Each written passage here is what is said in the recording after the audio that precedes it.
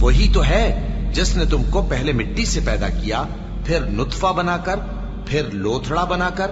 پھر تم کو بچہ بنا کر نکالتا ہے، پھر تم اپنی جوانی کو پہنچتے ہو، پھر بوڑھے ہو جاتے ہو،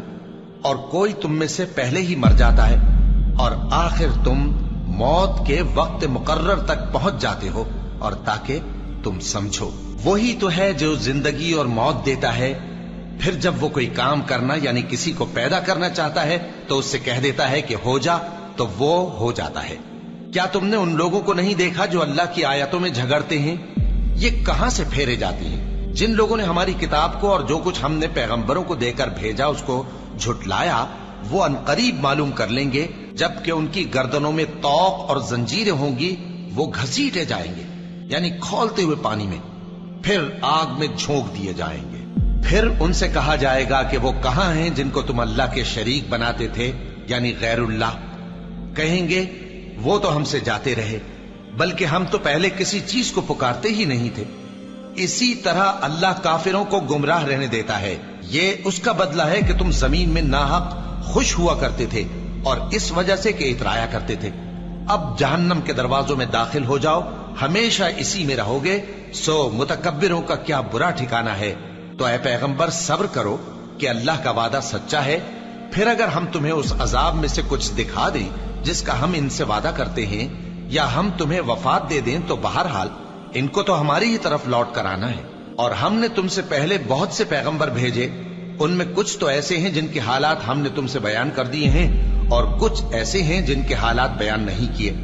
اور کسی پیغمبر کو اختیار نہ تھا کہ اللہ کے حکم کے بغیر کوئی نشانی لائے۔ پھر جب اللہ کا حکم آ پہنچا تو انصاف کے ساتھ فیصلہ کر دیا گیا، اور تبھی اہل باطل نقصان میں پڑ گئے۔ اللہ ہی تو ہے جس نے تمہارے لیے چوپائے بنائے تاکہ ان میں سے بعض پر تم سوار ہو اور بعض کو تم کھاتے ہو، اور تمہارے لیے ان میں اور بھی فائدے ہیں، اور اس لیے بھی کہ اگر کہیں جانے کی تمہارے دلوں میں خواہش ہو تو ان پر چڑھ کر وہاں پہنچ جاؤ، اور ان پر اور کشتیوں پر تم سوار ہوتے ہو،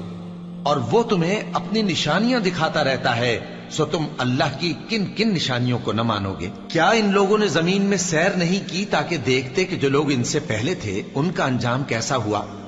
حالانکہ وہ ان سے کہیں زیادہ اور طاقتور اور زمین میں نشانات بنانے کے اعتبار سے بہت بڑھ کر تھے، تو جو کچھ وہ کرتے تھے وہ ان کے کچھ کام نہ آیا۔ اور جب ان کے پیغمبر ان کے پاس کھلی نشانیاں لے کر آئے تو جو علم اپنے خیال میں ان کے پاس تھا اس پر اترانے لگے، اور جس چیز سے تمسخر کیا کرتے تھے اس نے ان کو آ گھیرا۔ پھر جب انہوں نے ہمارا عذاب دیکھ لیا تو کہنے لگے کہ ہم ایک اللہ پر ایمان لائے، اور جس چیز کو ہم اس کا شریک بناتے تھے اس سے منکر ہو گئے۔ پھر جب وہ ہمارا عذاب دیکھ چکے اس وقت ان کے ایمان نے ان کو کچھ بھی فائدہ نہ دیا۔ یہ اللہ کی عادت ہے جو اس کے بندوں کے بارے میں چلی آتی ہے، اور وہاں کافر گھاٹے میں رہ گئے۔ اللہ اکبر، اللہ